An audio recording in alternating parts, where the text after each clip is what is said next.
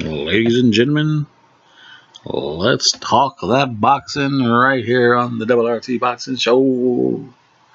I am your host, Mr.A, and this is the Ready Talk Boxing Show, the Double RT Boxing Show. Thank you for tuning in. Thank you for giving me your time and support. New viewers, hope you do become new subscribers. Get entertained. Follow the show on Twitter at RTB Show.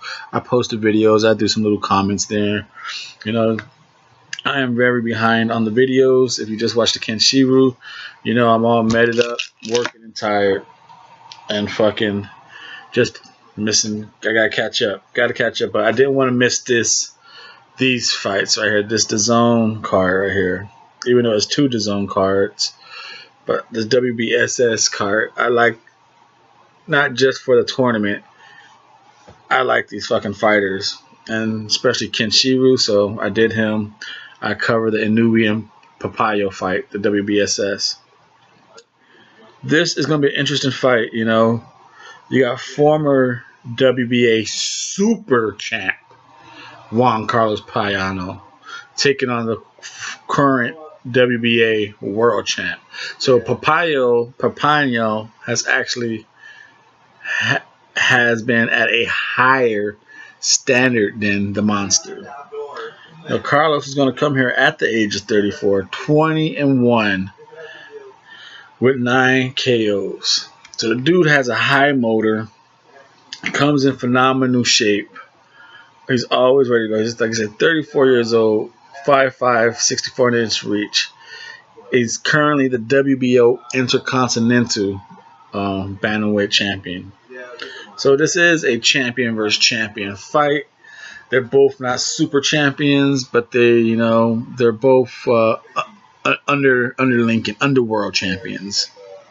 Inoue being a higher underworld champion as the regular WBA.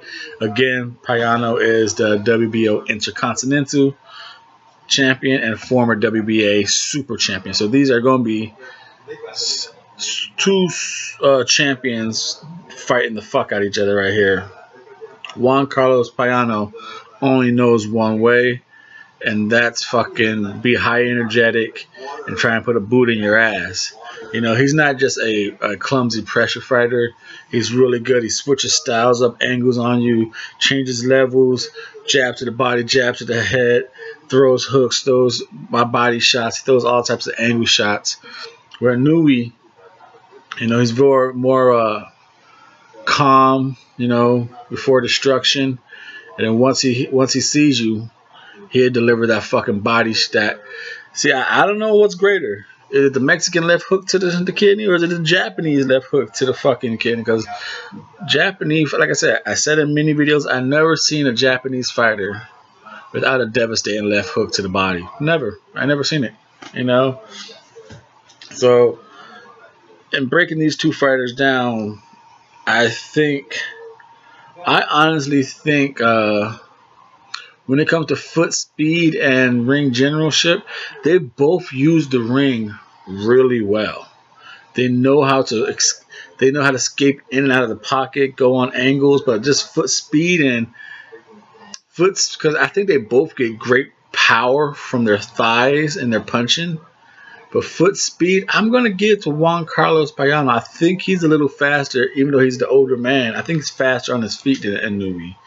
Defensively, like I said, Payano's good. He's with his weights. He slips punches. He does fade out a little bit as around 7 and 8 as his fight goes on. He'll go out, but his head movement is very still. Inoue, he's good at keeping gap control, blocking shots. He rolls a little bit, but his head movement is not the best, but it's a little better than Payano's to me. He doesn't punch in a straight line, but they're both very hittable. But I think the transition from offense to defense favors Inoue, while Payano, he throws punches, his head is right there, and I think Inoue's going to be able to counter that and hit him with some devastating shots. And so I said, what I'm looking for is here, I think the key to this fight is going to be body shots. I think it's going to be body shots. You got a 25-year-old champ Inoue versus a 34-year-old WBO Intercontinental Payano champ. Both 5'5". You got a 64.5-inch reach for the Payano and a 67.5 monster reach with the monster. It's funny, the monster reach.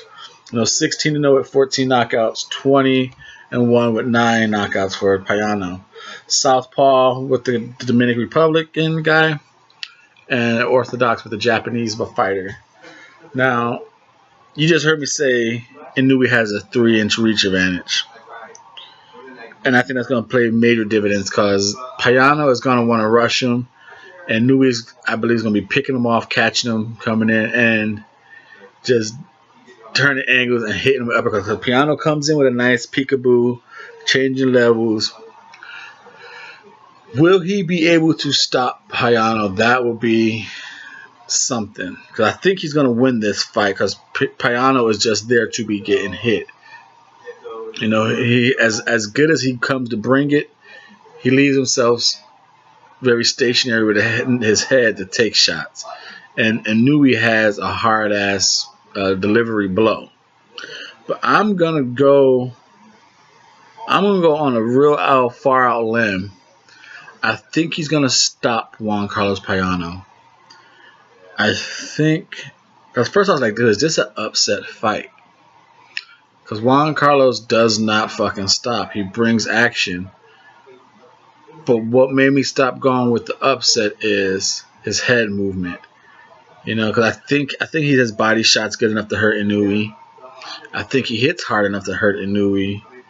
He can even knock Inoue down, whether it's flash knockouts or just combinations. It's boxing, but I think he's talented enough to bring the fight, and he could beat Inoue.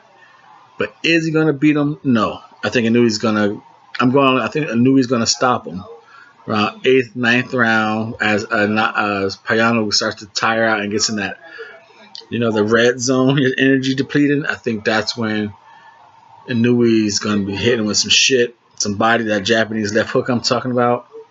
10-round stoppage for the monster.